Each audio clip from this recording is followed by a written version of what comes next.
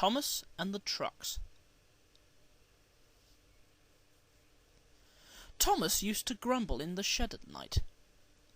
"I'm tired of pushing coaches. I want to see the world." The others didn't take much notice, for Thomas was a little engine with a long tongue.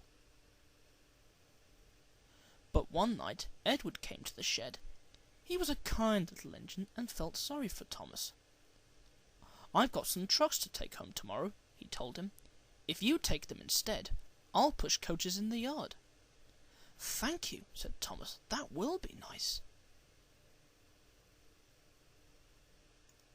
So they asked their drivers next morning, and when they said yes, Thomas ran off happily to find the trucks. Now trucks are silly and noisy. They talk a lot and don't attend to what they are doing. They don't listen to their engine, and when he stops, they bump into each other screaming, "Oh, oh, oh, oh, whatever is happening?"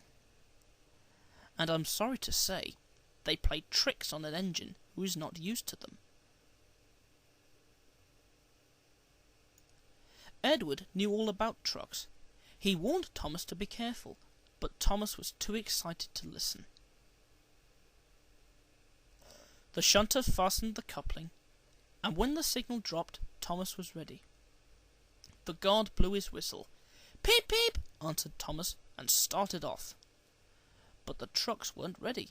"Oh, oh, oh," they screamed as their couplings tightened. "Wait, Thomas, wait." But Thomas wouldn't wait.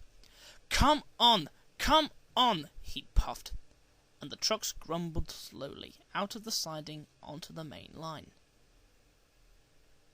Thomas was happy. Come along," he puffed. "All right, don't fuss, all right, don't fuss," grumbled the trucks. They clattered through stations and rumbled over bridges. Thomas whistled, "Peep, peep," and they rushed through the tunnel in which Henry had been shut up.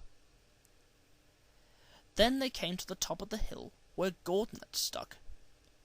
"Steady now, steady," warned the driver, and he shut off steam and began to put on the brakes. We're stopping," called Thomas.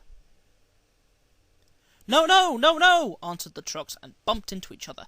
Go on!" And before his driver could stop them, they had pushed Thomas down the hill and were rattling and laughing behind him. Poor Thomas tried hard to stop them from making him go too fast. Stop pushing, he hissed, but the trucks would not stop. Go on, they giggled in their silly way. He was glad when they got to the bottom. Then he saw in front the place where they had to stop. "Oh dear, what shall I do?" They rattled through the station, and luckily the line was clear as they swerved into the goods yard. "Ooh!" groaned Thomas as his brakes held fast and he skidded along the rails. "I must stop," and he shut his eyes tight.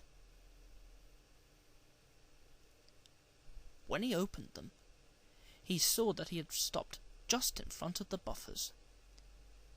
And there watching him was the fat director.